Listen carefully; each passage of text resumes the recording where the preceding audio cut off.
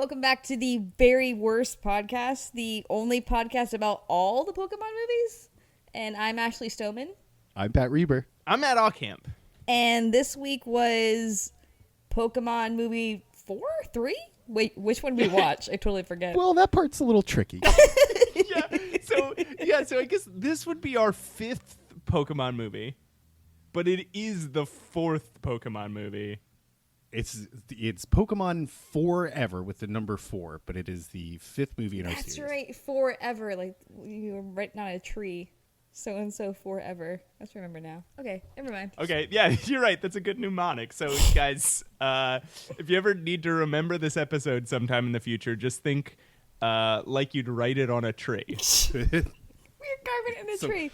Oh, shut up. We're already off to a bad start with this movie because not only is it the 5th movie named Pokemon Forever, but they also spell forever like they're signing a yearbook. Yes. What'd you guys say?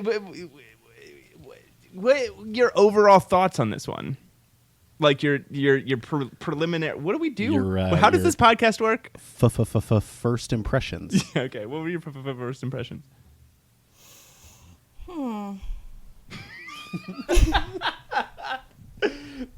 That's a compelling audio. So this one's a little wild. This one's very imaginative. They play with time travel, which only goes right in genre films and TV shows and books. They and handle comics. it pretty well here. I would ask some questions about how that universe works, but I'm not gonna.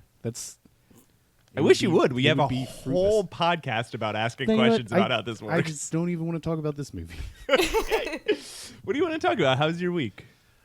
No, I see. I think this. I think this was. It was creative. It was. They did some things I didn't expect. That's where I'm at. Okay, creative is my judgment. Yeah, Ashley, how do you feel about this one? I'd say this is, altogether, this was maybe the most, it's the better one, I think, out of all of them. I really do. Like, I think this is genuinely, like, one of the best so far. Mm-hmm. Yeah, I found this one super enjoyable. I have a lot of questions, and I have a few theories about things, but yes, I have one theory. I'm not entirely sure if I'm actually going to state it because I want to because be it's careful. so perverse and so dirty and so morally bankrupt. Did we already talk about not like having a disclaimer at the beginning of this? This is not for kids. Well, even though it's about Pokemon. I think we did. Okay.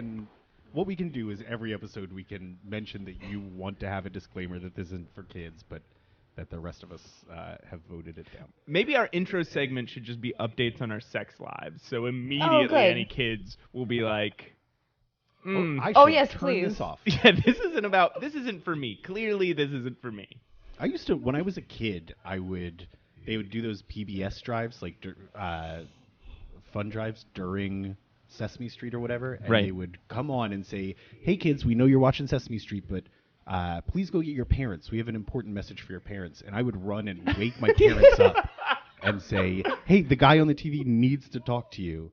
So what if we did that? What if we were like, "Hey kids, if you're listening at this point, just go get your parents. Tell them that we have an important message, probably about an hour 30, hour 45 to give them." Yeah, I think that's actually a really great idea. And I think we should put that at the beginning of every podcast. Hey kids, go get your parents. Fill some time here because at this point the kid is going to get his parent, and then we need a message for when the parents come on. So right. Okay, so when the parents come on, we say, then we just welcome them to the podcast, right? We should welcome to the podcast, and we should let them maybe just like subtly drop a hint so it doesn't seem like we just told their kid to make them listen to this. Just be like, "Oh, by the way, don't you think that if there were parents and their kids were into Pokemon, that this kind of thing would help them relate to those kids?" We just subtly work that into every intro, I think. So yeah, so we start out with a disclaimer before our theme song, And it's really good to be doing this on the air, on recording, like in the middle of the podcast, I think. Yeah, I like this brainstorming that we're doing right now and taking up everybody's time. Yeah. So we start out with a disclaimer that says, like, hey, kids, go get your parents. We have something very important to tell them. It's going to take about an hour, hour and a half, and then you can tune right back into the podcast. And then we do the intro, and then during our introductions, we'll just like always slip something subtle in about like, you know, don't you guys feel like these days parents just aren't engaging with the things their kids like, and it's really separating, and I'll like fade up Cats in the Cradle. No, what we'll do is we'll fade in Will Smith's Parents Just Don't Understand.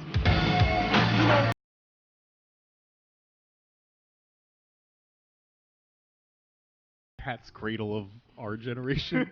Yes. And the cat's in the cradle and the silver spoon. I listen to that song and I just sob.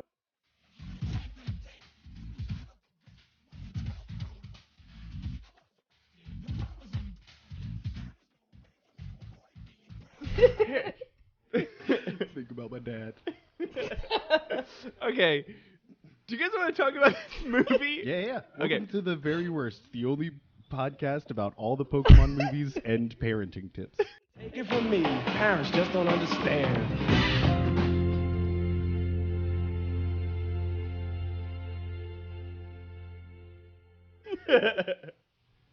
Oh wait, I have an embarrassing story similar to Pat's story, but it's way dumber. It's about being a dumb little kid, and somebody on the TV saying something, and me running to get my parents. That's a great story, Matt. Thanks. So it was during a music video for the song "Don't Worry, Be Happy." Okay. That was playing on some kid show, and the guy says a lyric in the song that he will give you his number. I give you my phone number. When you're worried, call me. I make you happy. So I run and grab my parents, and I say, hey, can you write down this phone number? I want to call this guy. Nice. And I bring them to the living room, and they hear it's "Don't Worry, Be Happy." And they're like, what are you saying? And I was like, he said he was going to give us his number. And my parents had to like, okay, you've really made a mistake here.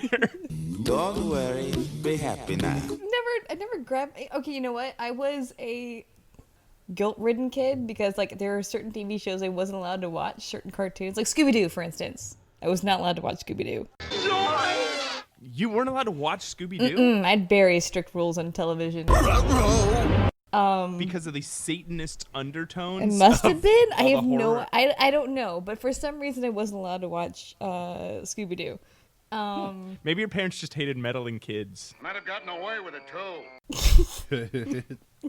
Your parents were supervillains, and they didn't want you getting ideas about how to meddle in their schemes. No, don't let that secret slip. Come on, man. I know. It's not just something you just say blurt about that somebody's out. parents, I mean, man. Jeez. Now I have to go call my mom, tell her to hide this secret lair again. It's gonna be a whole thing. Damn it. Okay, so you weren't allowed to watch certain things. Right. So what I would do, the only time I ever got my parents was I would go watch it anyway. Yeah. And then I'd be all guilt-ridden and go and apologize to my mom. Oh. That's 100% true. I wasn't allowed to watch South Park, but I wasn't either, yeah. Everybody in my middle school was watching South Park, so in order to seem cool, I would download the scripts from the newly invented internet and just like sit and read them. Okay, I'm so sorry, but I have one more story. Yeah. I just want to waste everyone's time really quickly. So my cousins did this TV show pilot years ago, so young.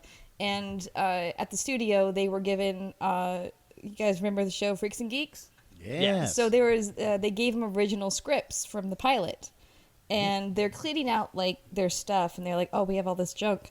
Do you want this? And they just handed me the script. And I was like, yeah, sure, why not? I was like, I wanted to, like, learn how to write these scripts. So I took it home. And this is an original print copy of the pilot. God. The pilot Freaks and Geeks. So I had it, and I kept it in a drawer. My mom found it one day and was flipping through it and read it, and because the word virgin was in it, she threw it away. No. Oh, man. And she was like, "This must be about sex." It went into the garbage, and I lost something that could have been worth a lot of money. Jeez. No. That's also a treasure. That's a really cool thing to Right? have had. That would have been so cool. Yeah, so that was like, I ache about that every once in a while. Jesus. She first marked it out with pen. I She tried to mark all the words out, and then she just threw it away. Whoa. I got in trouble once. I think this is more of a lifestyle podcast than anything, right? It's okay to just sit around and tell these stories. Yeah. I got yelled at once for watching a show that had too many bleeped out curse words in it. Your parents are like, if you're going to watch a cursing show, I want you to hear the actual words. I did that too. My mom got so mad at me for I was watching wrestling. Years ago. I feel better about saying I was watching the Tom Green show. My bum is on the Swedish. I remember watching that too, but that was late at night. My parents never got me. But I did, like, when I was little, I was watching wrestling because my guy friends were into it, so I was trying to get into it, and they were bleeping out the curse words. My mom got so mad at me. My dad got so mad that I was watching a show with bleeped out curse words. Yeah, I was in a lot of trouble that day. So this is a podcast about the Pokemon movies. I have an on-topic question before we start reviewing this movie, if you don't mind. I think, Matt, you are probably the most likely of us to know this answer. I've been telling people about this podcast and explaining that there are 25 movies, 24. It's hard to tell. More than 20 and less than 30 Pokemon movies. And their number one question, which I only make assumptions about, is where did anybody find these movies? I haven't run into a single person that remembers more than beyond, I think, Pokemon 2000 being released. But they got theatrical releases, right? The Mewtwo Strikes Back is the made-for-TV one. Right. So these were all these all had limited theatrical releases, and then I don't know, they must have been released on DVD. I don't know. I know that from this point forward they're all released by Miramax. Okay. Yeah. But I don't know if it was largely straight to DVD. Like, most people probably saw this on DVD. Okay, but it's not necessarily that they were all nationwide theatrical releases. Right, and it seems strange to me because not a lot of people are familiar with, like, up until this point. But they seem to be lucrative enough to keep making them. I think these are limited theatrical releases. Okay. Mm-hmm. So I do think they were nationwide, but I don't think they were. I don't think you could just find them in any movie theater. Gotcha. But I do think now they are. I think the last movie was in all theaters, and I think the next movie is planned to be in all theaters. Detective Pikachu starring Ryan Reynolds? Not Detective Pikachu starring Ryan Reynolds. The next one. The actual Pokemon movie that's coming next. I can't remember what it's called. Everybody stand by. I love Wikipedia. It's my favorite website. I'm a big YouTube.com guy. I check it every day. Every day, the first thing I do, I wake up in the morning, I drink a Wikipedia? coffee, I look at Wikipedia, and then What's on Wikipedia this morning? okay, all right. It's called The Power of Us. Ew. And supposedly it's a new and original take on the Pokemon movie. Well, that's what you said about the next one we're about to watch, and I can only imagine that's not true. Do you want to talk about the one we already watched? Yes. Okay, so let's just get into the actual story of the movie. The movie, it's 16 minutes into the podcast. All right. Pokemon Forever. Let's do it. I want to be the very best. So there's another, like, one of these lofty, poetic intros. And it says, Everyone has a dream that fills their heart, a journey they must take, a destiny to fulfill, and already it's like, okay, this is a movie about the Pokemon, right? Like this is a movie about the little magical creatures that fight each other, right? But once again, evidence that somebody in the past is listening to our podcast in the future. They give us an actual introduction to Ash and Ash and the gang. And the gang and the whole world and all the characters. Yes. They do give us a much more detailed introduction. They kind of explain again what a Pokemon is. Yes. But at the same time, the visuals that they're putting on are bizarre. They start just on a wide shot of the planet Earth, and they slowly zoom in, and it starts to look cool, except then they get to like tree level, right? You start out with the whole planet Earth, you start zooming in like a satellite photo and get to about the tree level, and then it just fade cuts into, I think it's 2 mountains parted by a river into a large lake. Felt very lazy. And then they again just jump over to an urban area where they show you the bad kids of the Pokemon world hanging out in alleys. They have an alley full of electric type Pokemon. The Magnemites and the, I don't know. Does nobody remember this? I do not remember this part. No, here's the back alley of the city type Pokemon. Jigglypuff is there singing to a bunch of people. Oh, I remember this now. Bizarre to me. I didn't realize Jigglypuff was like an urban Pokemon.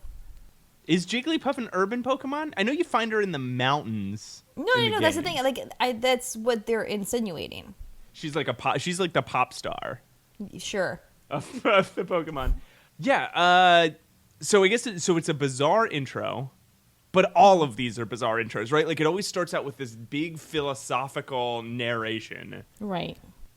And then suddenly it cuts to like cute creatures like shooting fire at each other or whatever. Right. And this one then cuts to what I can only assume is a rotoscoped copy of the speeder bike scene from Return of the Jedi. And it's some Pokemon chasing the mythical Pokemon Celebi through the woods. Right. There's this little green floating cute guy running away from a Houndoom. And a Scyther, and it looks exactly like the speeder bike scene if you deleted the speeder bikes and added in some Pokemon. That's true. Oh, wow. Oh, yeah, I guess that was a big inspiration. I guess so. I've been big on trying to get homages to other movies in these Pokemon movies, so I'm happy that they did something at least. So it would have been nice if while Celebi was running away, Scyther just like slammed into a tree. Yeah, and exploded. And then it closed up on Celebi's face while he looked behind him. Like that, then you would have been like, "Ah, this is that good stuff. This is that good Star Wars stuff." And then suddenly it cuts to just like a boy walking through the woods. Mm-hmm. And a weird druid lady just drops from the sky and like starts yelling at him. Like a ninja. She yeah, down, just out of fucking nowhere. And she's great. I think she's... okay. Okay. First of all, this kid sounds exactly like Ash. his voice is identical, so they probably use the same voice actor more than likely. This woman comes out of nowhere and starts talking to him about the voice of the forest. Yeah. It starts saying that so imagine being a little boy walking through the woods. A lady jumps from the trees above you, lands on the ground, starts telling you that the woods talks to her, and then offers you this gross, like, lumpy chunk of bread. She does not know this kid. And this kid, she is treating this kid like family. Like, she has known him her entire life. And this kid doesn't know her. No. This kid just accepts this loaf of bread after she goes on a pretty unhinged tangent. So I wrote down a quote here because I thought this was just the most confusing way to explain what's going to happen to anyone. This old lady, when she's warning the little boy about... Sorry, she's not old at this point. This lady who is... Well, it's hard. It's impossible to tell how old she is. She just looks like a strange, like, forest person. She's pretty agile. That's true. regardless, she, in trying to warn him to be careful as he enters these mystical woods, she says, "They say there's a sound you can hear when the spirit that protects the forest is time traveling." And the kid's like, okay, Cool. The kid's like, all right. I'll look out for that. And this is like 40 or so years in the past, right? This is 40 years in the past, and this movie was so this was in the 1960s. I guess they knew about time travel back then, but the Back to the Future movies hadn't been released yet, so it wasn't a popular how could they idea. possibly? Right. Okay, so have we gotten to the actual title yet? The intro? Not yet. Okay, no, cool. no. We're still in the Yeah, that's way in the future. Yeah. There's a long intro here because then it suddenly cuts to this strange guy with a bionic eye or an eye patch man. or something. This guy is great. He's got, first of all, a Jeff cap. I think you skipped right over that. He's got a bionic eye patch. He's got a bomber vest. He's riding a motorcycle through the woods. Yeah. He's got those fingerless gloves that you can use to ride a motorcycle. I really liked this guy. He calls himself a Pokemon Hunter. Yes. Which is a new term, I think. I'd never heard of this one before. I'd never heard of it either. It makes me think of a person who hunts and kills and eats Pokemon. That's what I thought. This was for consumption purely. Right. But he's trying to catch Celebi, and he throws another one of these electric nets, which everybody except for our main characters use electric nets to try and catch Pokemon. What is with that? I don't know. I thought the same thing. Why is it always an electric net? I don't think that are Celebi. Is that their kryptonite? Is Celebi specifically vulnerable to electricity? Made of electricity. Well, I think this has at least been consistent through the movies, is that if you throw an electrified net around a Pokemon, they're gonna caught. have a tough time with it. Yeah, they're completely helpless. Unless, of course, it's a legendary Pokemon. Then it's 50-50 shot. Yes. So he throws an electric net around this Celebi. Or he throws an electric net at the Celebi and misses the Celebi, right? Because the Celebi doesn't get caught here, and then the kid just grabs it. Mm-hmm. The kid hears a noise and says, "Could that be time traveling?" That was the most amazing. That was the most amazing quote. Could that be time traveling? But the noise turns out to be Celebi, right? Which isn't that far off. Are we to believe that any sound that kid then heard in the forest that day, he would have said, is that the 30th time he said, "Could that be time traveling today?" I would have. No, that is a motorcycle. Cryptic message from that old lady. Yeah, here's a motorcycle. Oh, maybe like, that's the noise I need to look out for. Yeah.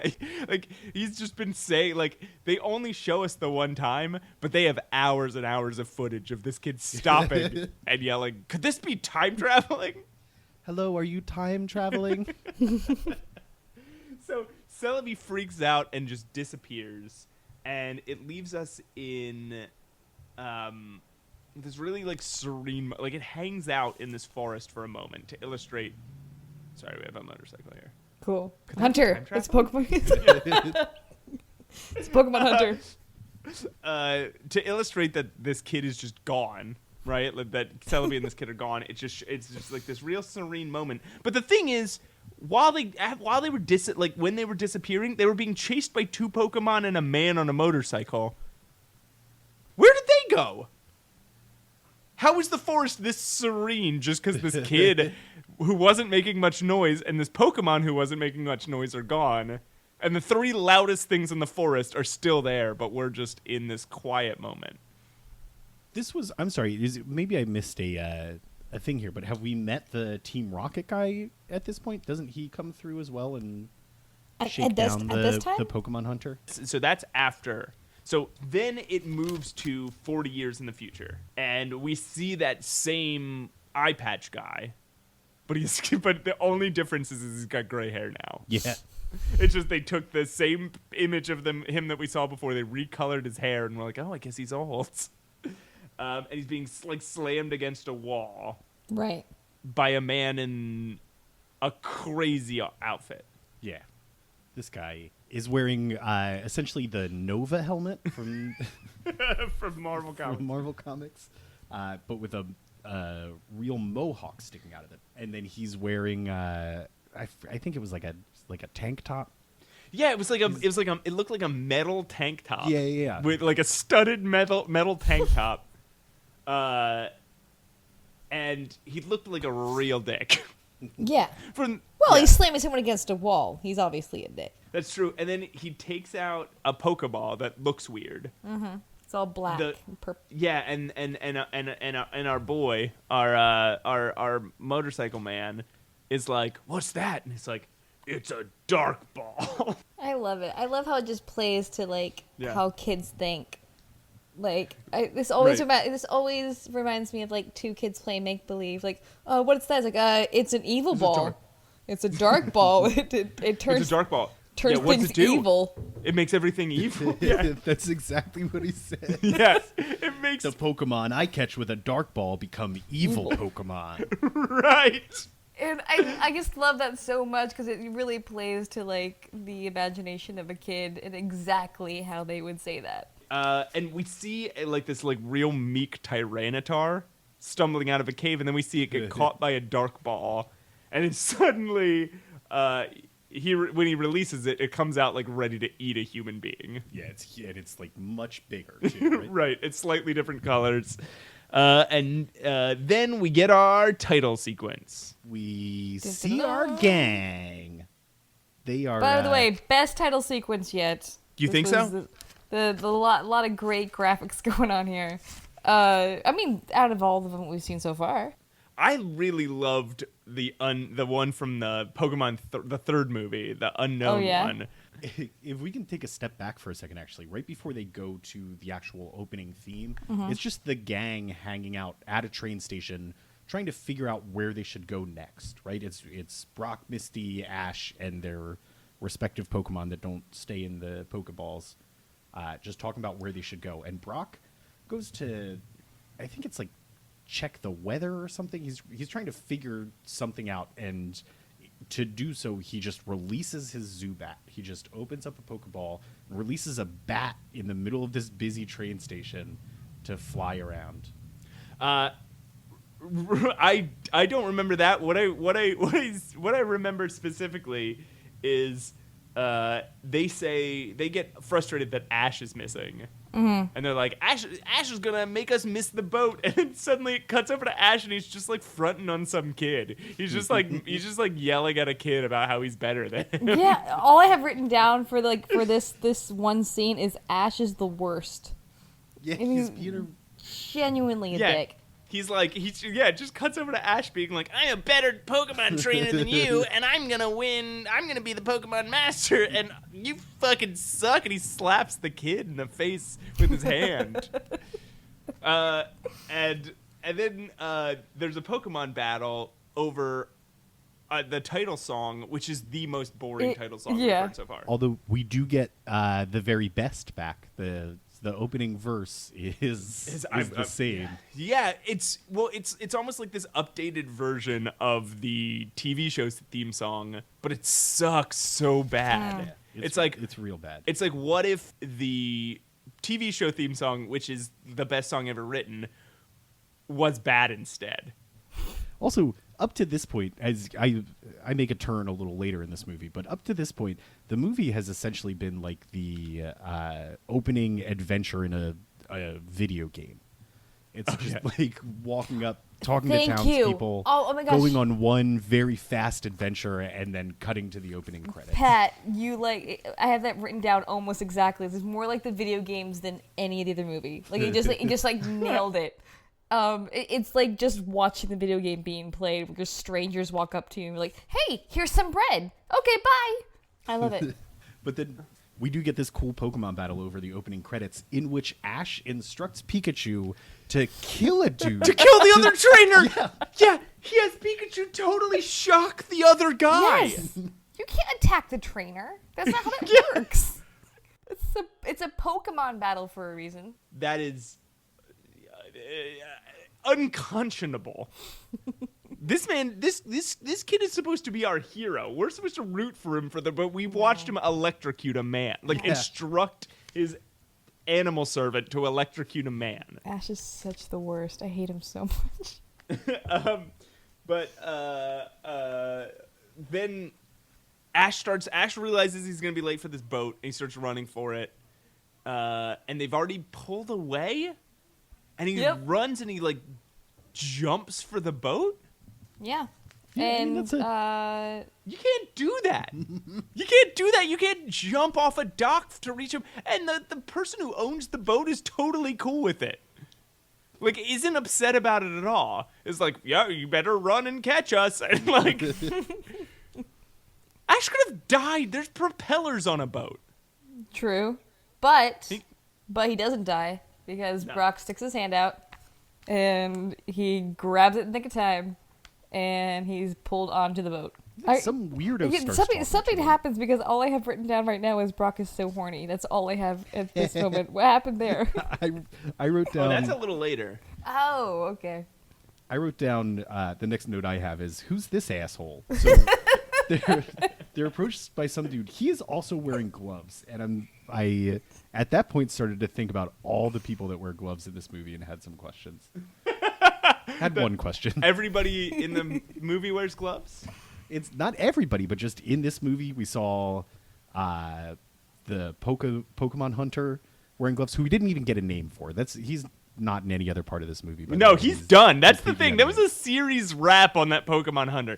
It opens up this is going to be a huge character in the movie, and he's in that intro sequence riding a motorcycle, and we already fall in love with him. We're like, this guy's great. He's got a scyther. Right. It's cool. And then we see him being beaten up by that Iron Mask guy in the future, and we're like, so then suddenly this guy that we were like, he's cool, but he's the bad guy. We start sympathizing with him. This is the Boba Fett of this movie, right? Because just like Boba Fett in the Star Wars movie, everyone was like, Boba Fett is so cool, but there's barely any Boba Fett in this movie. Yeah.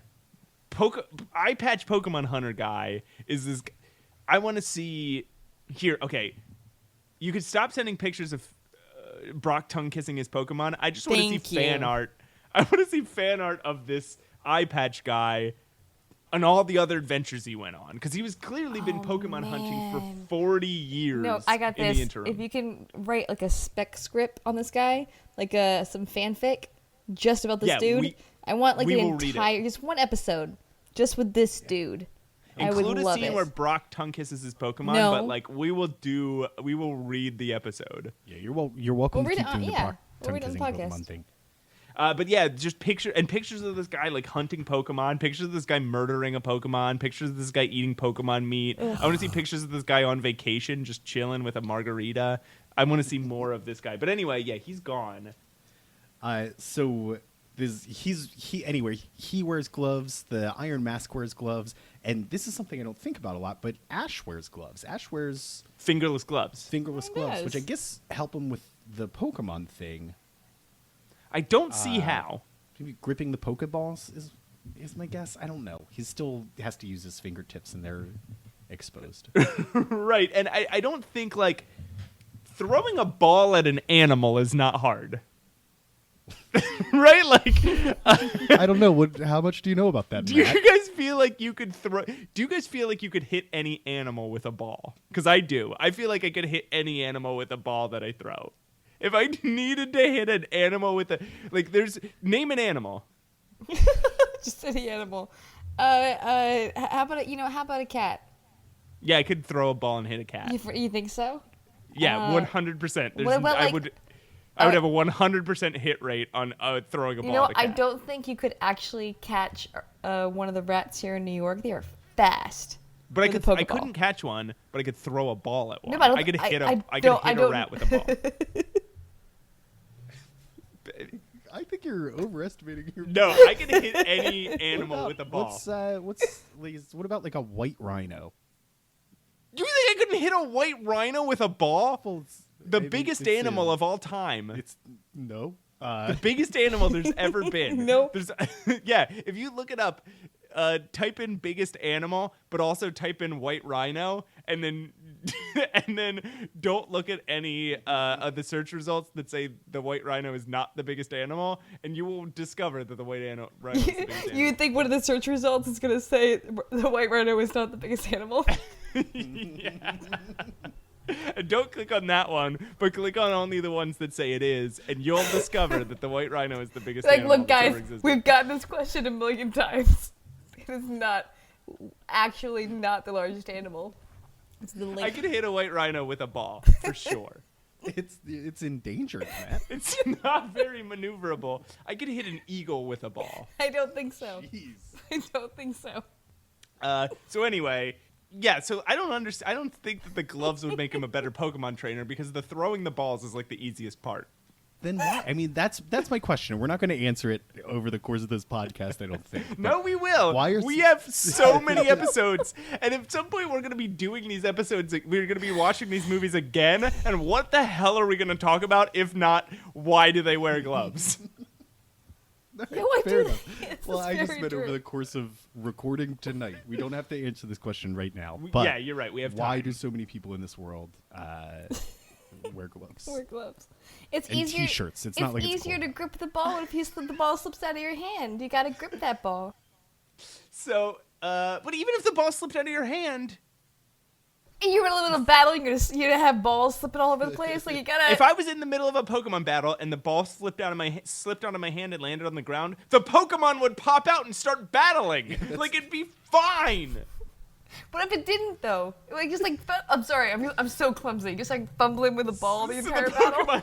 So you're positing that the Pokemon just know when they've been intentionally thrown versus when they can feel like this was an accidental ground hit. I'm not coming out. Well, if they're always falling over the place, like no, he's just fumbling. It's cool. He's just fumbling. Yeah, when it's the 19th time your trainer's been like, "Oh, sorry, sorry, you can go back in. I just dropped the ball." Then you as a Pokemon are like, "I'm not fucking coming out the next time. Well, I'm staying in here if this it's that time." easy, he could just be like, "Hey, can you guys? It's time. Can you come out now?" That's a good point. Why doesn't he? Why do they have to throw the balls? Why don't they just shout at the balls? No, because they throw the balls, but they push the little button to open it. There's so much that could be. They could kiss the balls. See, I thought they pushed that little button to bring them from pocket size to palm size. There's so much that little button do. Right, because they are so tiny, so it blows up, and then you throw it. You don't throw it to let them out. Don't you push the button to let them out? Unclear. Yeah, I'm not sure. We can figure that out. Let's get back to my other question. Who is this asshole? Are you talking about the guy who owns the boat? I think so. Yeah, he's the one that approaches them and starts talking to them about legendary Pokemon again. Right, and how there's been like a sighting of a Suicune in the area. Yeah, what? We've introduced 2 legendary Pokemon in this movie alone. There are so damn many legendary Pokemon in this. Right, then how could they be legends and myths if they're literally everywhere? Yeah. So they call Professor Oak to talk to him about that, and Professor Oak tells him about Suicune. He personifies the North Wind. He has the ability to purify tainted water, and you're thinking as a viewer, well, that's a weird thing to say. I wonder if that's ever going to come up again. They mention Celebi, and then they hang up with Professor Oak. Well, so they mentioned Celebi. Ash also makes a comment about his mother, and then they hang up with Professor Oak. I remember specifically because I think this is where you're going with this. Professor Oak, after they hang up, just kind of closes his fist in front of his face and goes, "I wonder if I should have told him." And my first instinct is, oh my God, Ash's mom has died. This comes up again later. This comes up again in a bit. I don't know if you guys had any other thoughts about this. So then suddenly it cuts to Team Rocket. And it's another just like fucking pointless Team Rocket scene. Same routine. We see Team Rocket. They get blown away. Right. I almost didn't take notes even on this, so it's just the same thing over and over. Yeah. Well, they don't even establish a goal in this one. They're not like, we finally got here so we can hassle Ash or steal his Pikachu or get rich or whatever. They're just like, hey, we're here. We're Team make Rocket. some bad jokes. Yeah. Yeah, they do their Team Rocket dance, and then they just get blown away in their hot air balloon. Yeah, like they've never encountered wind. Like wind is their is the one thing they didn't plan for when they were up in a hot air balloon in the air. So then some asshole takes them to this rad treehouse town. Mm-hmm. Our gang, not Team Rocket. How does he get there again, Matt? His boat turns into a blimp. That was the weirdest thing I've ever seen. I have that Why written do down they too. do this with the boats? Boats are fine. Boats are fine just how they are. Why are boats always turning into different stuff in these movies? Why doesn't anyone understand the engineering of a boat? I don't understand. No one's just happy with a boat in this. There's somebody that makes these Pokemon movies that thinks boats are cool, but has never researched boats. I doubt so it's that. just like sitting around imagining what boats could be. This is written by a person who's literally never been on a boat and has no idea how they work. You've heard about boats. It could it could be something else. It could fly. I don't know. They're always flying. Boats are always flying in these Boats are always movies. flying by some means. I think the most frustrating part about this one is that this guy could have just had a blimp. Like he would have gotten from the same point A to point B if it was just a blimp and not even a boat. He didn't need to make it a boat.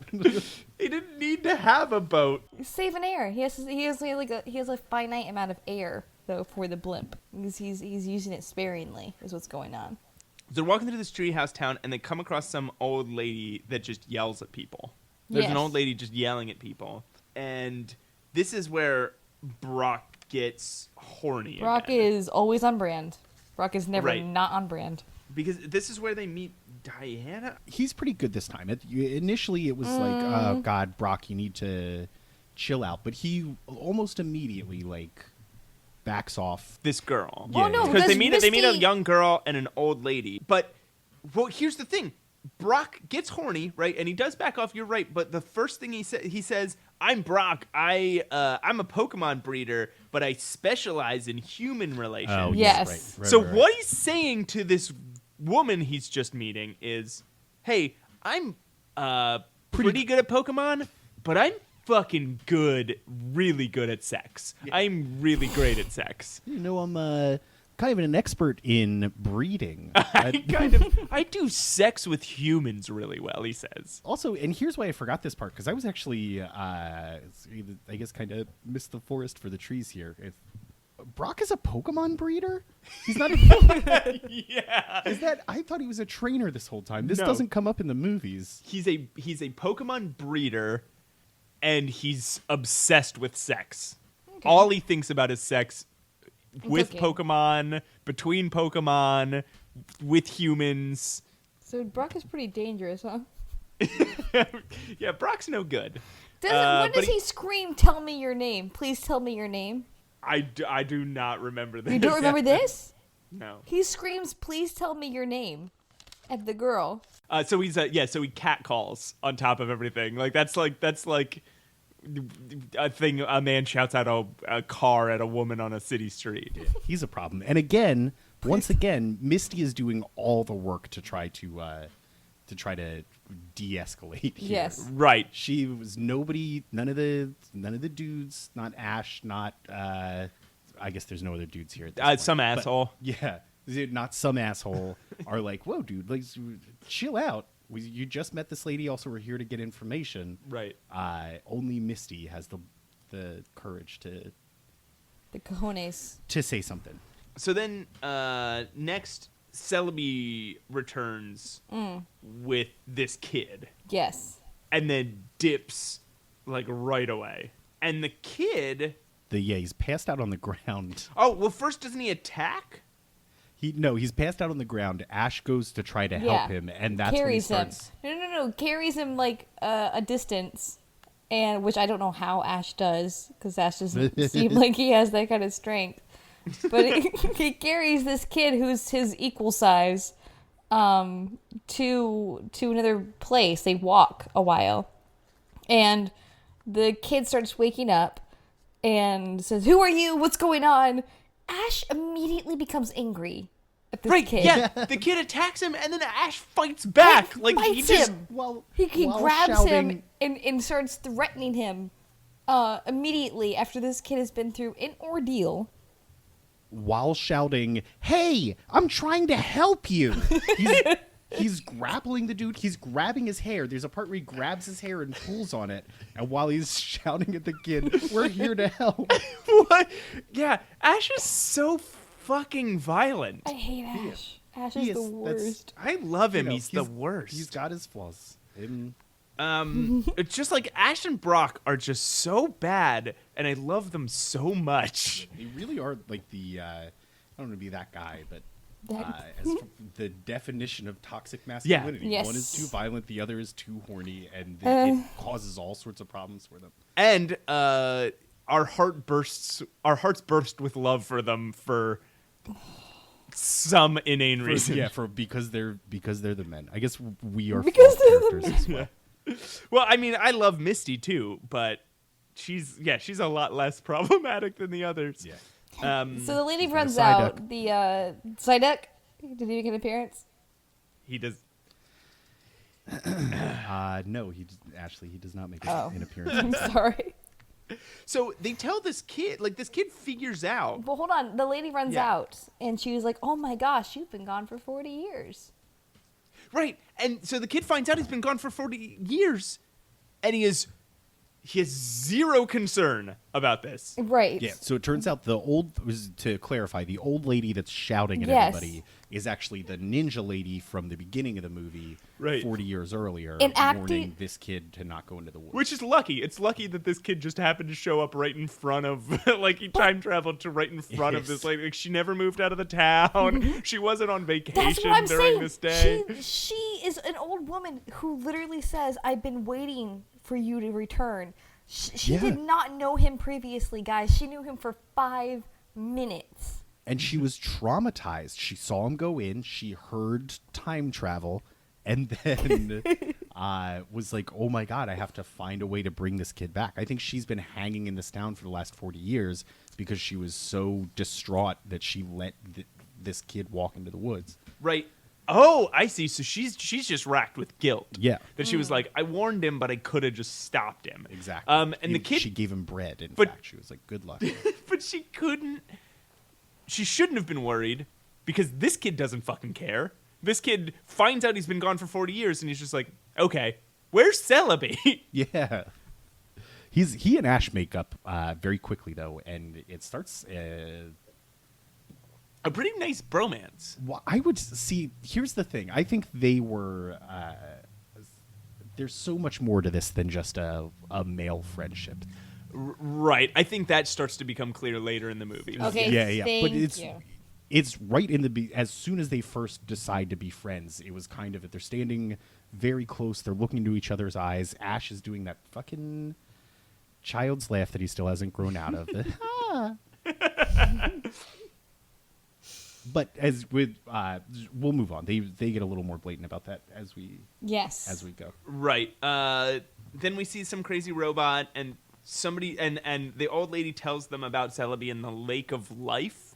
And of course, instantly you're like, oh, a Lake of Life? You mean like how we were told 10 minutes ago that some random Pokemon just happens to be nearby that purifies water magically? I wonder if these two things are going to coincide. Also, Yeah.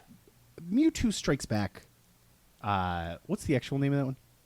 Mewtwo, Return of the big, Mewtwo? the Return big, Electric Boogaloo. Mewtwo's Day Out. Mewtwo 2. Mewtwo 2. We just saw that. That is the last We just saw piece of Pokemon media that you put out, and that uses the exact same plot device. There's a Lake of Life that just restores Yeah. health to anybody Yes. that. So we just find out, yeah, I guess half of all Pokemon. Mew. Also, remember, Mew lived at the bottom of a lake. That's true. Lugia lived at the bottom of a lake. Yep. Yes. Do you think they just have a wheel of ideas that they spin and like? Okay, hold on. Lake again.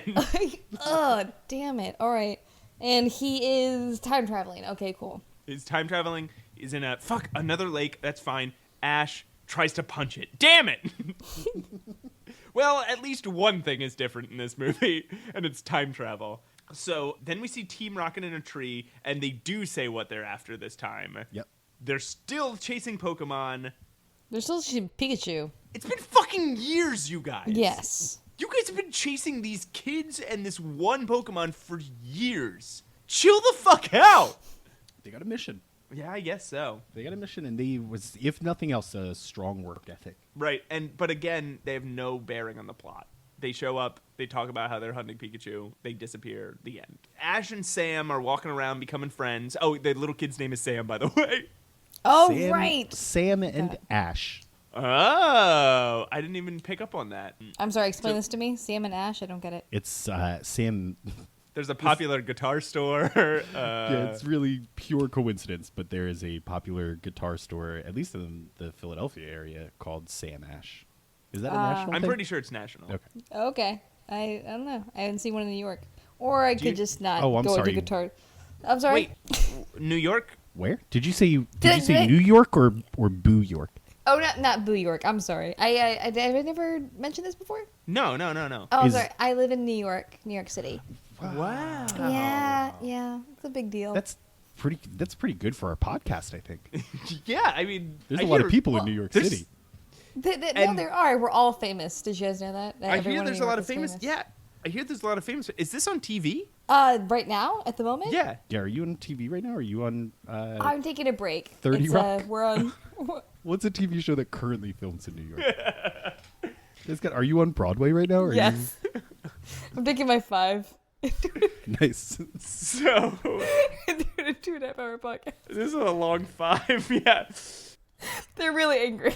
We shouldn't have talked about gloves for so long. Sam and Ash are walking around a forest, and they're looking for Celebi, and they find Celebi in a tree surrounded by Pokemon, and Celebi attacks them almost immediately, Right? and they calm it down by both being very Ash-like, just like taking a bunch of hits from Pokemon attacks and just being like, "Ugh, I'm still gonna help. I'm still gonna help you." Ugh." And then it calms down and then goes to sleep. And then we come back to Team Rocket. Team Rocket pop up to, I guess, try and steal Pikachu from Ash. And Wabuffet annoys them. Love it. This is my new favorite character, the Wabuffet. And we don't know why they're so mad at it. They show up and they're like, "Ha, we've got you now." And then it just comes out of a Pokeball voluntarily and goes, "Wabuffet." She's like, "Fucking goddamn it!" It's clearly not as smart as them. Like they're fairly dumb, but they have somebody that's dumber than them, and there's someone doesn't to push care. around. It's so stupid that it just loves the attention and doesn't care that it gets pushed around. And once it's the final butt of the joke, once the final punchline in their little riffing session comes out, he just goes, "Wah!" I just love that they can't find any humans dumber than them, so they start ragging on an animal. I'd like to mention also that we're an hour in and we still haven't gotten to the half of this movie. Yeah, That's all right. A lot of this movie gets kind of repetitive after this point.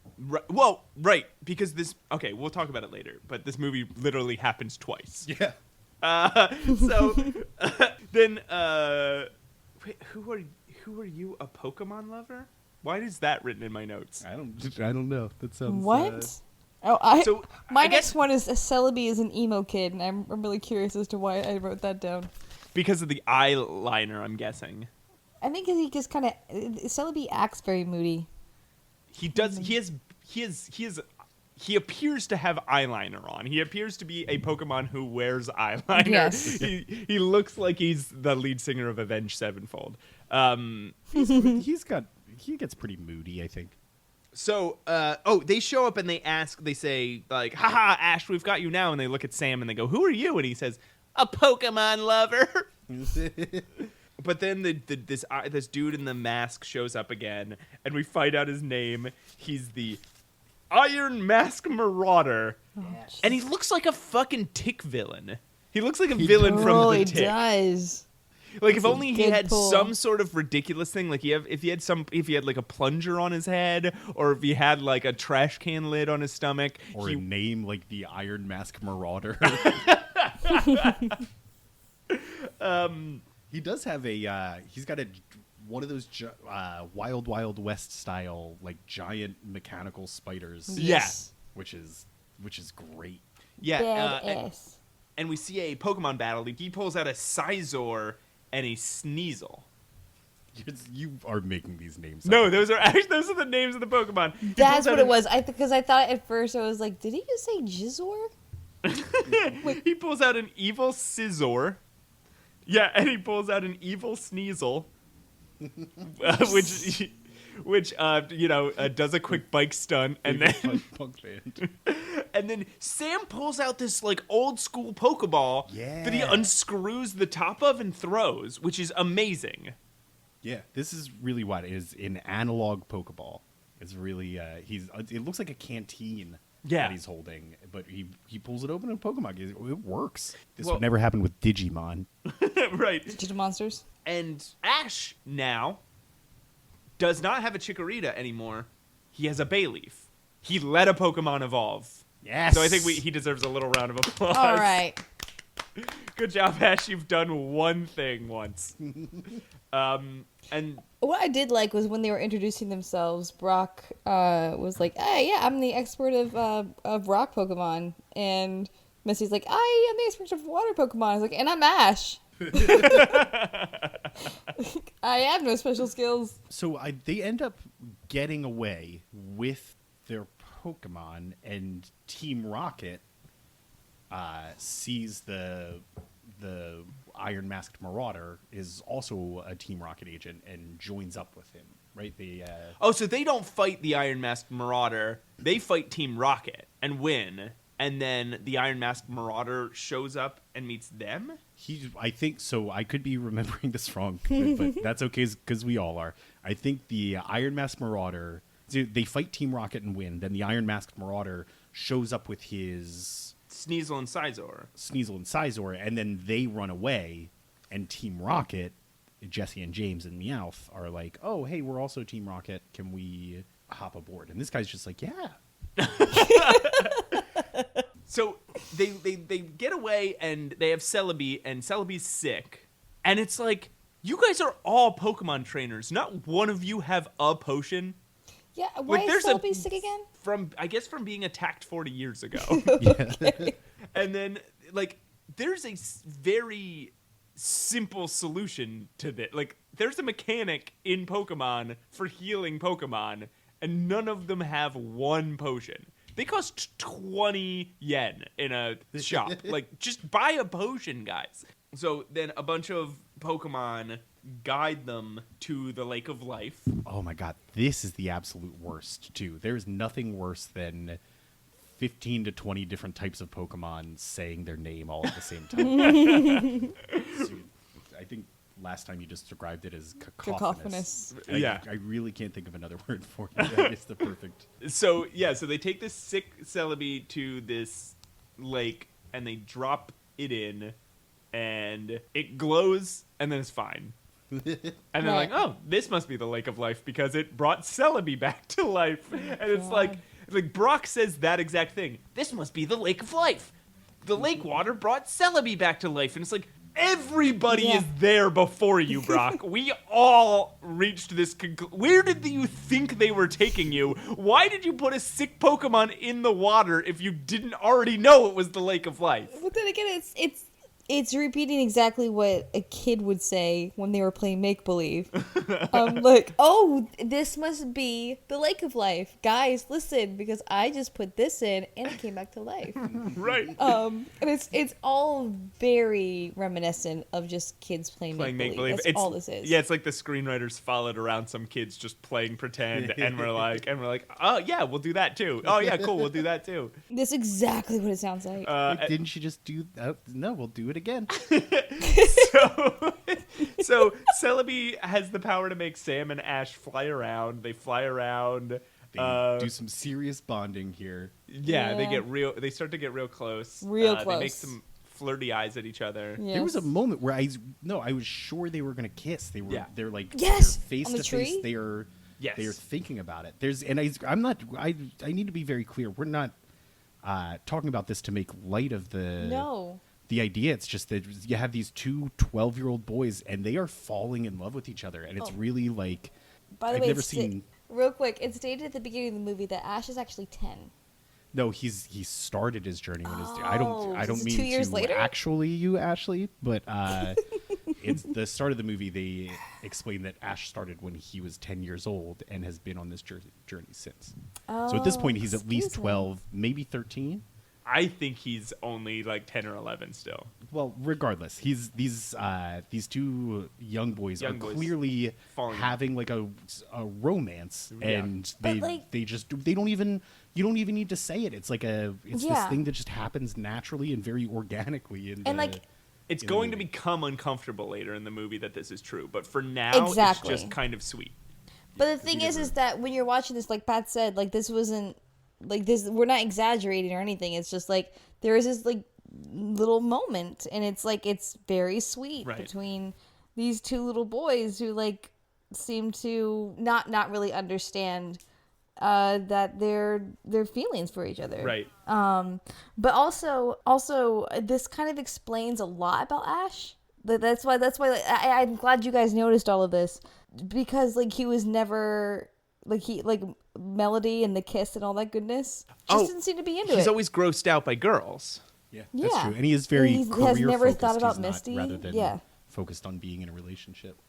Exactly. So it explains some things.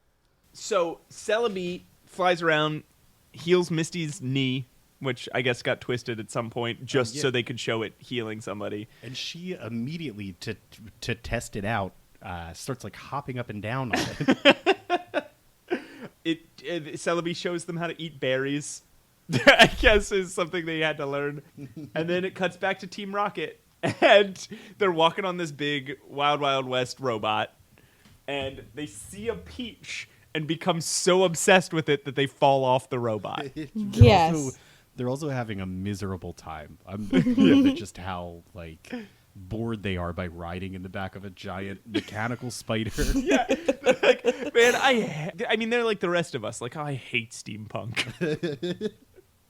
So, and that's all. We just see them fall off a robot, trying to grab a peach from a tree, and then it immediately just cuts back to our heroes and Celebi. And Sam's drawing pictures, and we find out Sam is so much better at drawing than like Claude or whatever his name was.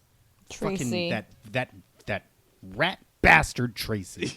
Yeah. Fucking Tracy. I really don't like that. He doesn't even make an appearance in this movie, but I still can't stop. You still get angry about how... him. Him and Ash are hanging around and they're talking mostly about moms. And Ash says, "Oh, I'm sure glad I'm not stuck in the past or stuck in the future like you are." Oh yeah. And Sam's like, "What the fuck, dude?" Fucking ow, man. And at this point, this is where I came back to this theory, because Ash starts talking about how important his mom is. Right. That Ash's mom must be dead. This is our foreshadowing that So you were legitimately watching this movie thinking, I don't know what Professor Oak was trying to tell them. Ash is talking about his mom and how important she is a lot. You thought the movie was going to end with us finding out that Ash's mom was actually dead. I thought that was going to be the turn for him to like get through whatever obstacle he comes to, because we're more than halfway through this film now and he has not encountered an obstacle yet. We just get to see Ash happy for Well, once. yeah, this turns out to be more of a romantic comedy than anything. We have seen him fight two people, but you're right. He also has not encountered any hardship. We have they fight two people entirely separate from the plot. Yeah, he's physically harmed two human boys. He's just being Ash. He's punching people. So that they're hanging around watching a bunch of Butterfree evolve and talking about moms. Oh, that's when right. The villains attack. They catch and zap Celebi. Like they hit Celebi with this like zap The electric cage again. Yeah. And then somebody for once uses a Pokeball. Right. And he throws a dark ball at Celebi, And he catches the Celebi. Catches Celebi. And then Ash runs up. Classic Ash. Yeah. Starts running, and you think he's going to try to tackle the mechanical spider. Yeah, because he looks like he's about to punch the mechanical spider. Though, again, keep in mind, this guy has 6 magical creatures in balls on his belt that all can do magic spells out of their faces and hands and eyes and stuff. He runs up he starts shimmying up the legs of this mechanical spider. Starts climbing the leg of the mechanical spider. And Ash does a real good almost punch here. Yeah, he makes it to the top. He leaps at the Iron Mask Marauder in his classic run at something and punch it, and he ends up, I think, missing the guy, but wrapping his arms around him instead. Yeah, so he's clearly trying to punch him, but overshoots. So we almost get the first real successful Ash punch here. But he grapples with the guy and he takes the ball from him. Like, Ash does a good job being physically violent here. And he takes growing up. Pokemon start attacking the Masked Marauder. Yeah, a bunch of Pidgeys. And he loses control of the spider, and Ash gets thrown off onto the ground. But he's got Celebi. Celebi's the dark ball with Celebi in it. And then the Iron Masked Marauder walks over to Ash is on the ground. He's almost, he just fell from 10, 15 feet up. Yeah, well, apparently fall distances don't matter at all in the Pokemon universe. But so he's still got Celebi in the Dark Ball. The Iron Mask Marauder walks up and is like, "Not so fast, kid," and just steps on his hand. Like classic movie villain. Yeah. Just, you have the thing in your hand that you need to save the world, and the bad guy starts putting pressure on his hand with his foot. Just like, "You better let go of that ball, kid. This is mine." And Ash is doing his like, "Never. I'll never give up. I'll never do anything anyone tells me." But then he just, from his hand being stepped on so hard, he passes out. He loses consciousness.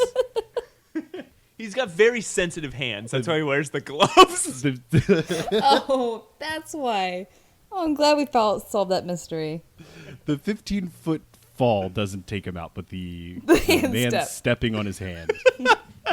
And then the man lets Celebi out, and Celebi's evil as fuck. He's badass. He's got Celebi now, and he builds. And Celebi, they say, Celebi's building a nasty nest, which is for the rest of this movie, all I could think about was, this is Celebi's nasty nest. Celebi's walking around in a nasty nest, which is my new punk band. Name. Celebi's nasty nest. Nasty nest. It sounds to Nasty me nest. like the Dirty Dick's restaurant of Pokemon.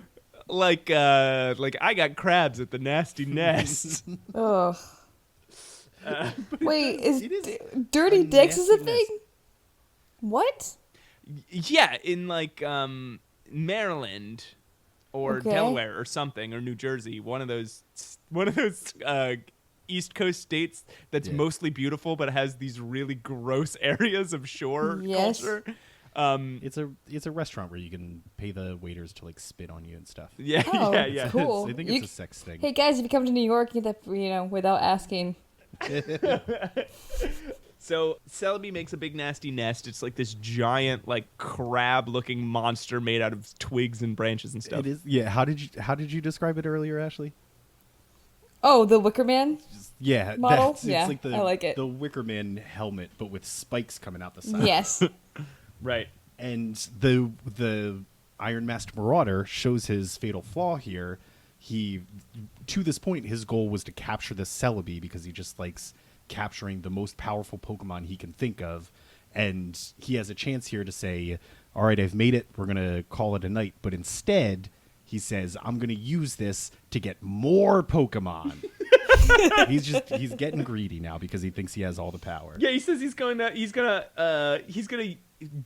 capture an army of Pokemon, and he's gonna overthrow Giovanni. He wants to overthrow Giovanni, but then he wants to take over the world. Yeah, and everyone wants to take over the world. What does that mean? What does take over the world mean? I've Because had that everybody thought a lot. wants to do it. Apparently. I had the exact same thought. I was like, why every villain wants to rule the world, and I don't think they understand what that means exactly. Because once you're ruler over the world, it's like there's not really room for growth after that. It's just kind of it's gonna be kind of dull.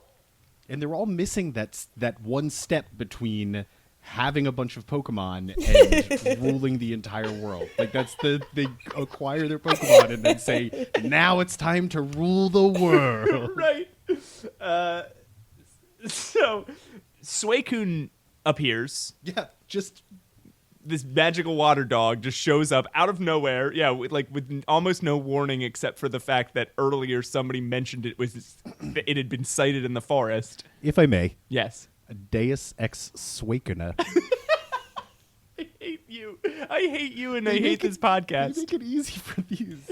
I need Pokemon, this legendary, never before seen in real life Pokemon shows up at the top of a mountain that I didn't know was in this forest and swoops down from that mountain to save the day. Right. So it saves our heroes as Celebi's nasty nest is tearing through the forest, and it's got Jessie inside it. Right. All strung up. Steals Jessie. yeah, in this the bondage fetish moment. There was by the time they made this movie where Celebi had a nasty nest with Jessie tied up inside it, somebody had already drawn a picture of that exact thing and put it on the internet. I guarantee. But Celebi's nasty nest shoots the lake. I guess it gets mad at the lake of life and just shoots it for some reason. Which I don't see what's helpful about that. Our heroes fall into this swampy lake somehow. I guess something hits. I guess Celebi's nasty nest hits Suicune. Is that what happens? Maybe. No, it hits because it hits the lake, and that's what taints the lake. And then they kind of try to do battle with it, but that what's that giant looks like a stuffed toy Godzilla that the Iron Mask Marauder has. Tyranitar hits them all with his giant. He's got that big. Got that big attack, and they're all beat up, and the Lake of Life can't help them because it's tainted. It's been tainted by that nasty nest. Right. Celebi's tainted nasty nest. It's my second punk band. Try using that sentence anywhere else. And so I'm looking at this and I'm thinking, the Lake of Life got tainted. I wonder if anyone on Earth could purify this thing. But anyway, they fall into this nasty lake, and Celebi's about to kill some children. And that's how this movie is about to end. Is Celebi is going to murder a bunch of children, but Suicune shows up, saves them again. Brock starts fighting that evil Tyranitar, what you call the Godzilla-looking thing. This is the plush Godzilla. And okay, in the last movie there was some pretty alright. Well, in the third movie there's some pretty alright CGI. What happened to that? They stepped away from it. That's for sure. Because Celebi, they do a lot of close-ups of Celebi's nasty nest. They do a lot of close-ups of Celebi's nasty nest, and it looks like fucking CGI from the TV show Reboot. Yeah, it looks like in the movie Aladdin when they're flying through that collapsing cave. It's like the inverse of that. Everything around it is animated, and there's just this out of place computer animation in the middle of it. It looks like one of the aliens from the Star Wars special editions. It's bad CGI. And then Celebi's nasty nest catches and zaps Suicune. So Ash and Sam climb up Celebi's nasty nest, and they fight their way through it while Brock's Onyx is fighting this Tyranitar while there's all sorts of action going on. And it's actually kind of dope. We should mention that at this point, too, the nasty nest has transformed into a giant organic spider. It's made of branches and dirt, I guess, but it's in the shape of a spider, and it's crawling across the woods like the mechanical one used to. Ash and Sam are trying to fight through this nest, and get at Celebi and calm it down.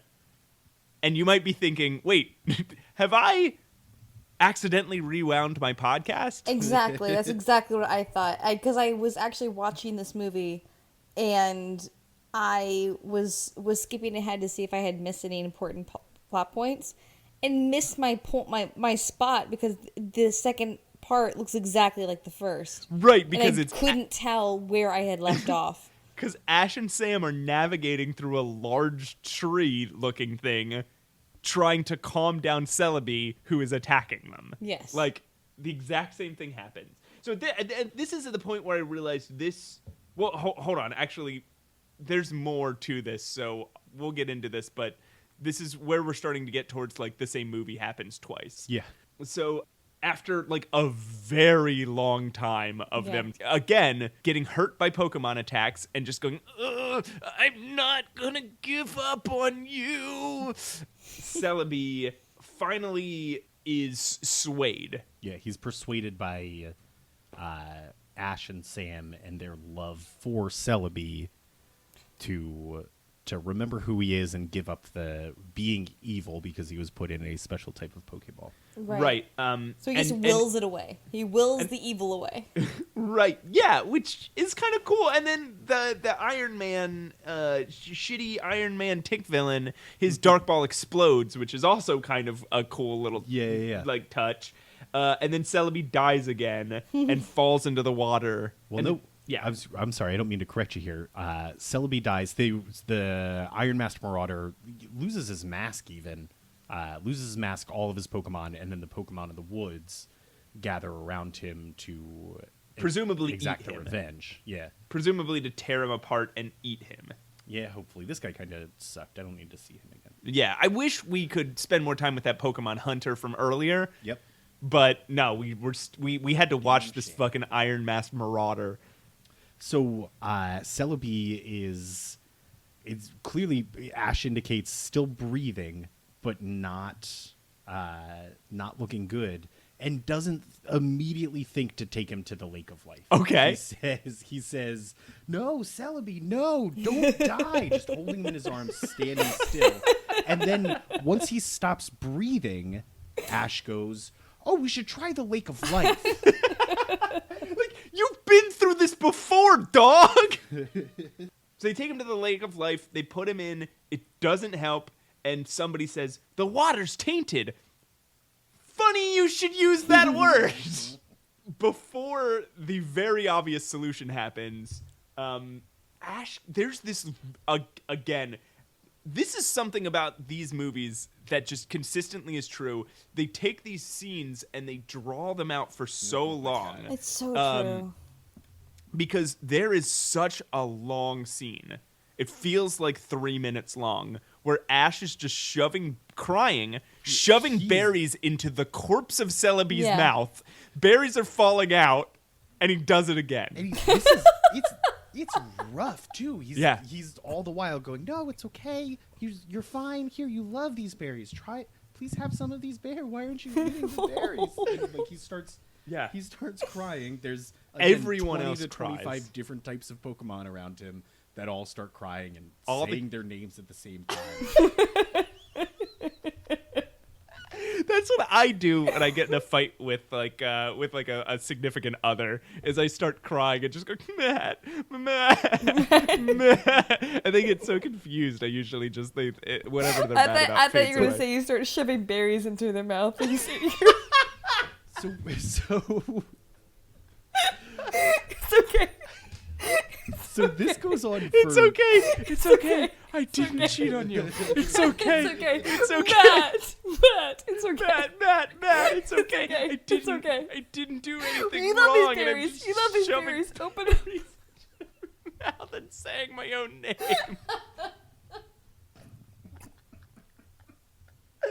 Telling them whatever's wrong didn't happen. Why aren't you eating them? Pick up off the ground. So this goes on for long enough that in my mind, at first I was like, oh great, they're gonna put him in the Lake of Life. He's gonna be fine. This happened earlier in the movie. This also happened at the end of the last movie. I guess we're just going with that. But this goes on for long enough that in my head I say, oh my God, this Pokemon is dead. They're making a major move. This is a real twist here at the end. This Pokemon's actually going to die, and they're just going to have to deal with that. This is wild. This is incredible. And then, however, a bunch of Celebis. So, okay, wait. First, Suicune jumps around and fixes the water. Yeah. Doesn't help. Everything, this whole end is pretty unclear. But then, okay, I got the order wrong. After they say the water's tainted, obviously, I forgot. That is when Suicune shows up, jumps around, fixes all the water. It still doesn't help. Ash jams a bunch of berries into a dead thing's mouth. And then a ton of Celebis just suddenly appear out of nowhere. They part the blue in the sky yeah. and appear out of a bright green portal and just start flooding the screen. Right, and they just start healing the forest, and they start healing Celebi, and there's this weird glow, and it's like... Is that time travel? I was watching it and thinking, "Well, you guys really want to be a Miyazaki movie. Like, you really want to be a Miyazaki movie. Oh, it's uncomfortable how bad you want to be a Miyazaki movie." That's very, very accurate. Incredibly accurate. It did feel like they were trying very hard. I had a question about this. Yes. Celebi is supposed to be a mythical Pokemon, so he's one of a kind. Yes. And he's a time traveler. Mm-hmm. So are all of these Celebis the same dude? Oh my God! Does he? Well, how would he know to be at that point? Because he remembers.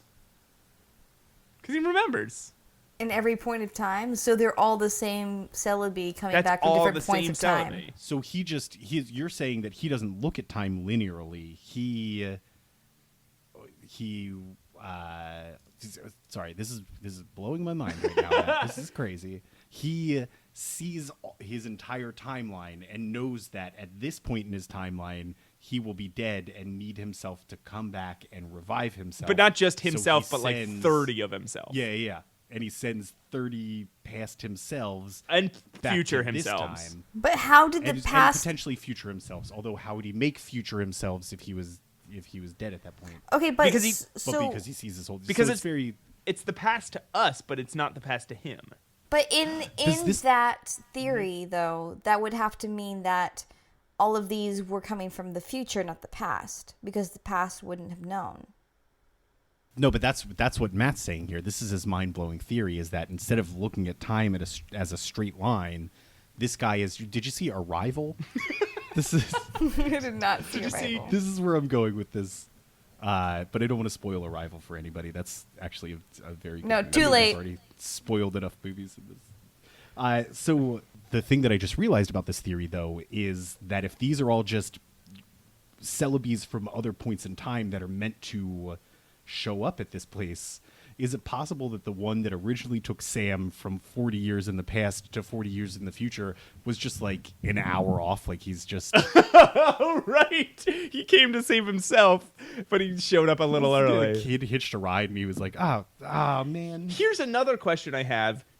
Celebi at the end of this movie, spoiler alert, he's fine, and he travels back in time. He goes back the 40 years. He takes the kid back. So... there should be a Celebi in this time also. Right. Celebi, 40 years older, should be in this exact same world with Celebi, 40 years younger, dead. So why is that guy not showing up to help? Unless I'm just greatly overestimating the lifespan of a Celebi. Yeah, no, maybe he's dead by that point. Maybe he gets captured. Yeah, what is the lifespan of a Celebi? Maybe he and Pokemon Hunter join up. Fan art! Mutual hatred of the Iron Mask Marauder, and they start traveling the country, tongue kissing and beating up Team Rocket members. So anyway, a bunch of Celebis appear. They heal Celebi. Somebody refers. They say they showed up to heal their friend. Their friend? It's the same dude. Fucking their friend. These guys. He hangs out with himself. Like this is like they hang out and watch movies and play video games together. These are their friend. Anyway, This is when I realized, though, that the same plot happened twice in a row. Yeah. A Pokemon Hunter is chasing Celebi. Celebi gets caught, hurt, saved by a child, runs away, hides in a tree. The children have to come and calm him down while he attacks them. He turns nice. The children take him to the lake, put him in. He gets healed. Team Rocket shows up. Team Rocket shows up. The Team end. Rocket does show up at the end here again, but actually we should get back to that in a second because we are missing a very painful but still hopeful goodbye between Sam and Ash. Well, we're missing a few things. Like we're missing everything. Iron Man grabs Celebi again and starts jetpacking away. Oh yeah, he goes to. I forgot about this. He's got his own Team Rocket pack. Yeah, and he shoots away, and Ash has Pikachu blow up the jetpack and murder the man. Yep. Ash is just the third human being Pikachu that Ash has murdered or tried to murder in this movie. And then 12-year-old boy with a personal hitman. And then Celebi makes everyone fly again. So the Iron Man falls like 100 stories, but still survives. After the fuel tank on his back exploded. Right, and he fell, the fuel tank on his back exploded. He fell 100 stories, hit the ground, survived, and then he gets Spider-Man'd. He gets all tied up and left for the authorities. And then Suicune says goodbye and leaves. And then Sam and Ash have a touching goodbye. Yeah, which is really super sweet. It was, because they could have taken the time to be sad that they have to part, but it was, they have they kind of squeeze a message in at the end here, because I don't think there's any moral clarity to this movie whatsoever. But at the end, they are like, hey, you know what? We're saying goodbye, but we'll always have these memories, and I will think about you for the rest of my life. I'm glad that we had this. Which is very indicative of like a first love kind of thing. Yes. Right? Yeah. That's the way I you feel. will. Yeah, I'm not I'll going to always mention any remember you. names here, but I almost started naming people from my elementary school that I thought I was in love with, and thought against that. So, here's where. So they say goodbye tearfully. Sam goes back to the past, and here's where the romance between Sam and Ash gets weird. I don't think it gets weird. We I think find that out that Sam is Professor Oak. Yes. that's correct. The thing As that a child. Professor Oak was withholding was not, in fact, that Ash's mom has died. It was that he is Sam. He is Sam. So Sam.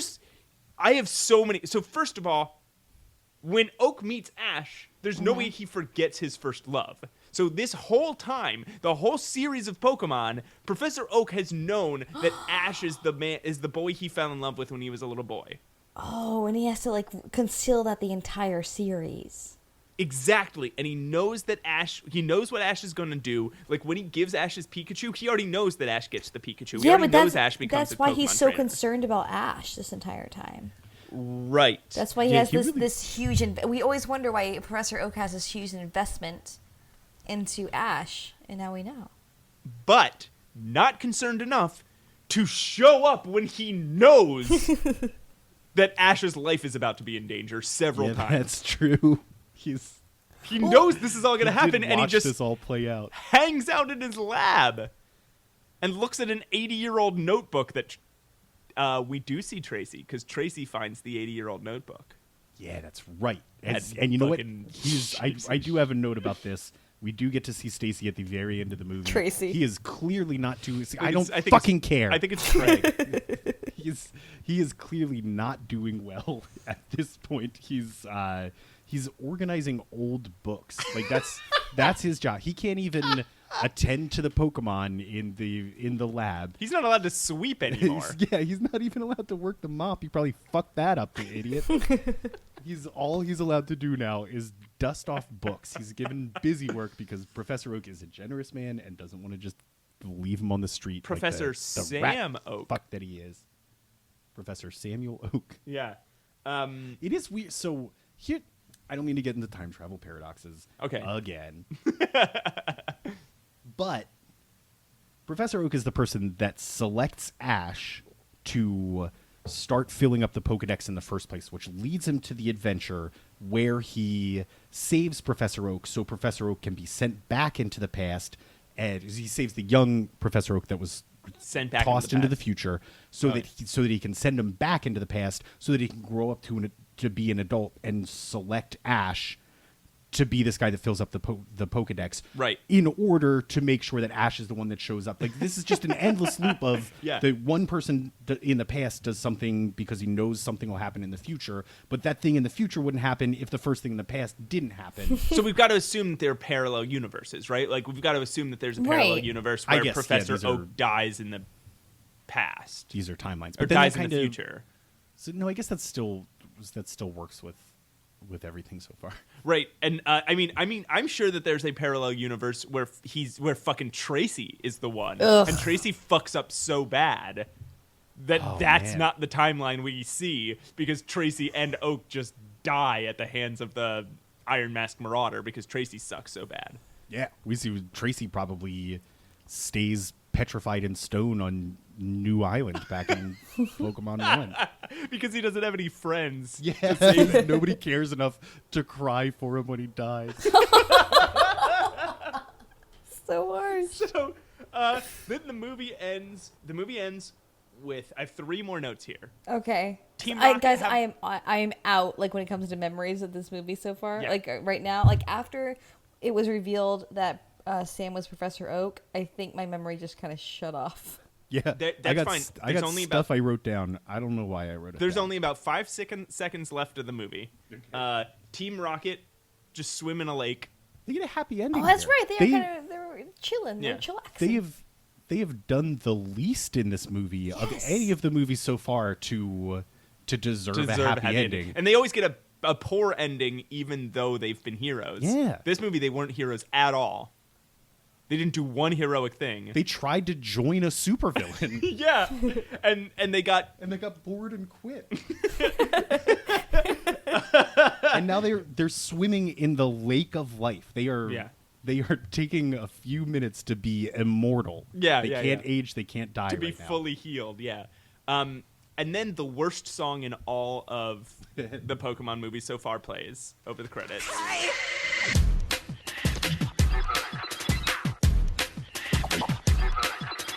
Time goes by, don't you see it fly? Live your life in the blink of an eye. There's only now, so you better not wait. It's in your hands and not the hands of fate to make you move before it's too late. 'Cause nothing but time thing. Ain't it not? Yeah. Find your heart and free your mind. Let's Celebi. And then the credits say special thanks to Harvey Weinstein. Oh no! So those are the last 3 notes I wrote. Well, yeah, they're Miramax from here on out, which means that he Did it really? Hold on, pause. Did it really had say his that? hand in everyone. Yes. Yeah. So and I'm sure it'll say it in every movie going forward because they're all Miramax. Oh films. my God, no! Right. So that was his big. So thing. you know, at some point the creators were like, "Okay, we got to take Brock out of this thing," and Harvey Weinstein was like, "No, leave him in. He's Brock the makes a character I lot more relate to sense the now. most." That Holy fucking shit! Doesn't that suck? Sucks. Him and you know who else? I quit. Does this a lot and is a scumbag for, well, I can't say not the same reasons, but in my mind for an entirely different set of reasons. Steve Mnuchin, the current Treasury of the Secretary, was just one of the cabinet members that everybody got mad about. I don't want to get too political here, but he is a producer of a lot of like big budget action movies, like comic book movies and stuff like that. Right, so you just have to see his name. You have to see his name. You have to know that the fact that you're watching this movie is partly due to putting him. money in his pockets. damn Although it. in this case we are. Yeah, I think at this point I feel okay. I mean, we're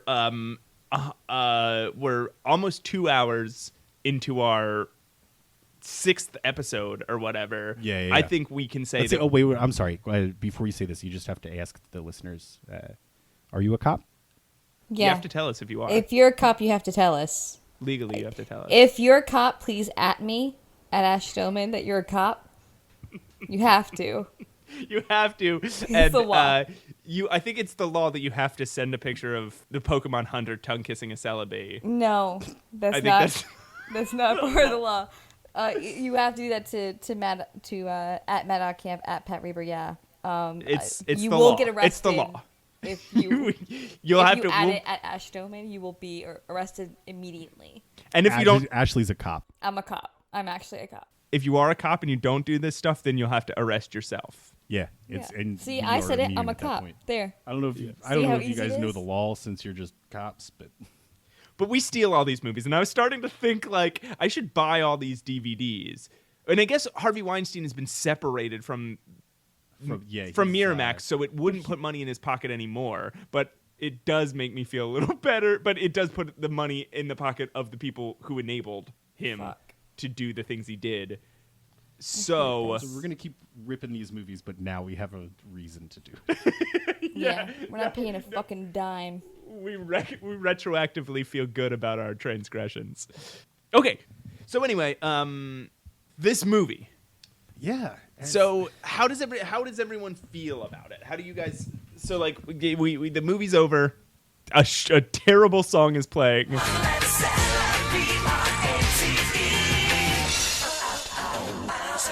How do you guys feel? I feel like it was I said at the top creative because they are playing with some concepts that are a little abstract, but they keep the whole movie seems like it's setting up something interesting to happen, and then they just keep doing setups and simple resolutions. So it's really you're kind of for the first half of the movie ready for a good movie because it seems like they're building to something really neat, and then they just play the first half of the movie over again. Right, because essentially the conflict of this movie, the third act of this movie is, what if we did it again and it didn't work? Yeah. And then the solution is a Deus Ex Machina. A Deus Celebi Ex Machina. But what the fuck are you guys doing? We're coming up with clever puns. I don't understand this pun though. What's this joke? Do you know what a Deus Ex Machina is? No. I've made this joke in every episode. A Deus Ex Machina is it means, it's a Latin phrase that means God is in the machine, and it's a theater thing about because it would literally like a lot of plays would resolve by a god appearing on stage and solving the problem, and the way they would do it is they would use a machine to lower somebody playing this god from the top of the stage. So they created this, there's this term Deus Ex Machina. So in modern context, it's when a solution comes out of absolutely nowhere and solves the problem for the characters, it's called a Deus Ex Machina. Yeah. Like when in the first Pokemon movie, Mew just shows up. Like all of a sudden, a force powerful enough to stop Mewtwo exists and shows up, even though we had no clue about it before this. Or in the second movie, where Lugia just all of a sudden shows up and saves the day. No, I've heard I've listened to the back of the podcast, and I've heard Pat make this joke every time, and I'm like, I don't know what's going on. Yeah, because I've never heard that before. Okay.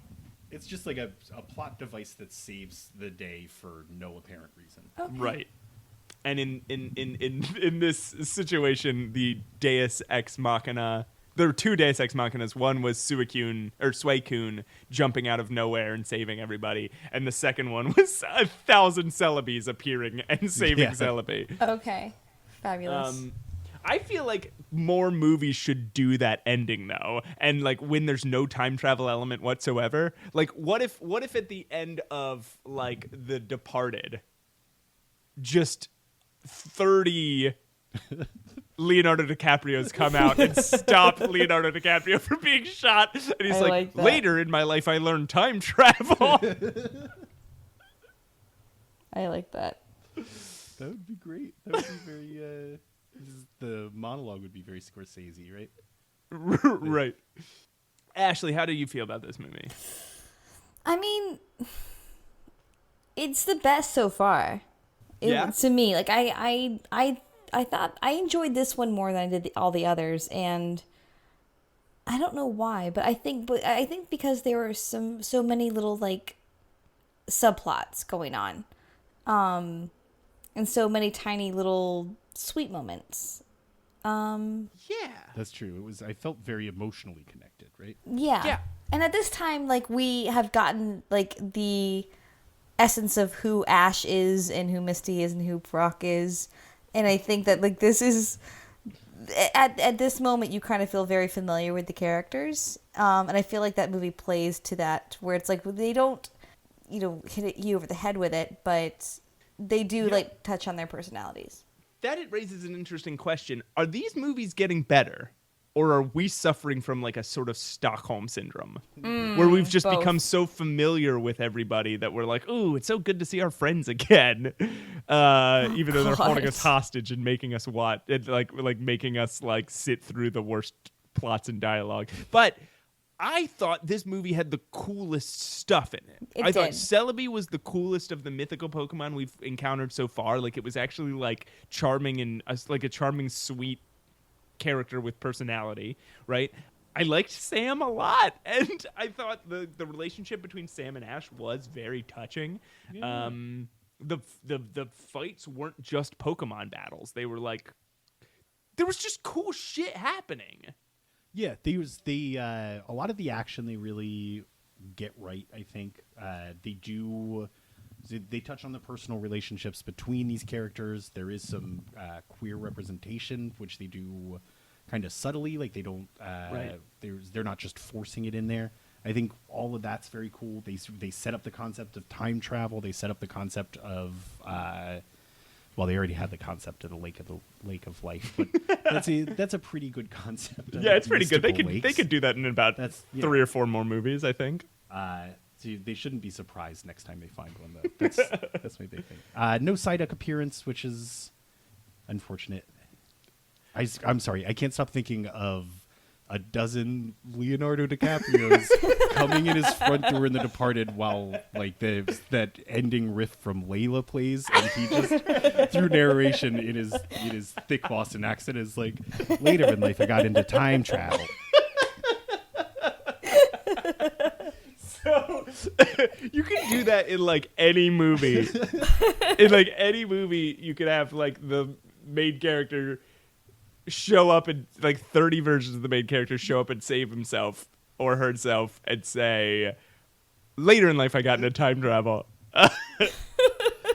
Is the Sandlot? The Sandlot ends that way, right? Like at the end of Lost, like the final episode of Lost, that would have been great to save Jack. I like doing it like in like a Western, like The Man with No Name, like 30 Clint Eastwood show up. As Shane rides off into the sunset. Butch Cassidy and the Sundance Kid, they're running at the enemy, the what do you call them? And then suddenly like an army of them appears. And it's like, well, they win. They won the fight. All right, let's do rankings. Which is now so much more of a serious segment than it was when we had one movie. Yeah, I don't remember my previous rankings. Okay, I'll start, and then maybe it'll help you guys. Okay, because I haven't started in a while. So I think the number 3, The Unknown Movie, is my number 1. My number 1, yeah, that's my number 1. Is the Pokemon 3, the movie, Spell of the Unknown. My number 2 is this one, Pokemon Forever, Celebi's fun adventure through time. Celebi's tainted nasty nest. Yeah, Celebi's Nasty Nest. Yeah, that's what this one's called, Celebi's Nasty Nest. My third favorite, I think, is probably the first one. My fourth favorite is Mewtwo Returns. And my fifth favorite is Pokemon 2000. Okay. Who wants to go next? Okay. So this one is number 1. This is gonna get so ridiculous when we get to like 20. We're gonna have to write it up at that point. It's ridiculous. Yeah. Fuck. Okay. So this one was number 1 for you. Number 1. Which one are we on? Number 5? I can't remember. Yes. Yeah, we have 5. Actually, it's very easy to remember. This is Pokemon 4, the 5th movie. Okay, so Celebi's Nasty Nest is 1. This tops your list? Yes. You're saying? Okay. Yeah, it does. This is my second favorite. This was a good movie. This is solid. This is a solid film. Sorry, I didn't mean to cut film. off your rankings there. If you want to go It's through the rest okay. of them in your head. Because I can't remember anything. Celebi's Nasty Nest, number 1. Enya is 2. Okay, Enya's number 2. Yeah. No, you know what? 2000 would be 2. Enya's 3. And whatever the fuck one came before this one. The Mewtwo Returns, the Mewtwo TV Returns. movie. TV Because it was movie the shortest. is the last one. Pat, what's your rankings? So these have been pretty easy for me to remember so far, just because they the Rocky they movies. follow the Rocky movies, and Oh, everybody okay. knows that in order from best to worst, the Rocky movies are 1, 3, 4, 2, 5. In this case, I'm gonna diverge from that, which I think is gonna make it really difficult to start remembering. This 5th movie was up there. It might. I want to put it at number 1, but the resolution of the plot is so dumb, convoluted that I can't. So, not that All the other ones have been brilliant. No, I'm with you. Every other plot has resolved so perfectly. It's been very cohesive. And, Yeah. I'm gonna put this one at number 2. This I'm is just the gonna best go, Ash I'm punch. gonna go number 2. This is the most effective Ash punch. I don't know. They tried. They really tried on this one, but then we're like, oh, right, we're writing a Pokemon movie, so we have to suck, I guess. I'll put it at number 2, right? Because what was? Yeah, I think it's. Do you think this is pleasant to people? Like, do you think this is as funny to listen to? Us try and fucking puzzle these number problems out, like us to fucking Sudoku on air. This is a big if, but if it was funny at first, it's not funny anymore. Getting sleepy. Getting slap happy. Yeah, Okay. I'm actually, on that note, I'm giving up. I'm putting it at number 2 in my rankings. They're all number 1. They're all number 1. They've all tied. All right. Somebody needs to start Tied like for a first. blog or something where they record all of our rankings for each episode. I'm sure mine change every single episode. Yeah. And I'm sure some of them, like, we don't, like, are nonsense. Like, we forget one, and then you put one on our list twice. Once we get to 10, we're just going to be tossing numbers out. I'm going to say 7, 6, 3, 5, 8. And they're not even the right numbers because we're putting the TV movies in between. This is the worst. That's correct, Matt. It is the The very very worst. worst. Okay. Folks, thank you so much. God. Thanks so much for listening. Okay, you can.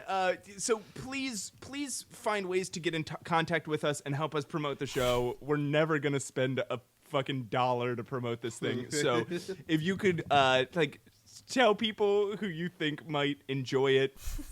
Tell your parents to listen and tell them it's a special message. No matter your age. Call your mom. Review- Tell her about the podcast you got into. I know it's super annoying that every podcast says, like, rate and review us on iTunes, but, like, they say that because it, like, legit helps. Yeah. It helps other people find it. So Like, rate, review, comment, and subscribe. rate, review on iTunes. Share it on Twitter and Facebook. Tell people if you're enjoying this podcast. If you're not, then just keep it to yourself and never listen again, I guess. You can tell it's me. You can embarrassing. We DM me understand. that you hate my podcast. That's cool. And you can follow our Twitter at The Very Worst Pod. You can find us on Facebook. Yes. You can email us if you want to. We have an email. At The Very Worst Podcast at gmail.com. We're on iTunes. We're on Stitcher. I'm trying to figure out how to get a SoundCloud, but I'm not going to pay for a second account, so I don't know that we're going to end up on SoundCloud. And we will, I guess, be back to you next week with another Pikachu short, followed by Not another Pikachu short. followed by not another Pikachu short. The Exactly. Pikachu short parody. All right. Well, so that's the show. And now, guys, Ashley and Pat, there's a thing I have to talk to you guys about. At the end of each show, you guys have been doing this thing, and it's been this funny bit or whatever. But I guess what I'm running into is I think it'd be really nice for us to have an outro saying, if we figured out a way to do an outro to the we had a fun saying that we could do at the end of the show, and a nice pleasant outing, a way to if we came up with something thematic, something that relates to Pokemon that maybe we derive from one of the movies, and it's a good way, it's a good it's a signature sign off, is I guess what they say. So I hear you. I think that's a good idea, but sure. So Pat, you ready for a nice pleasant outro? I think we all have a nice pleasant outro in mind, and maybe we should just all say them at the same time. Okay. Ready? Okay. Bye. Bye.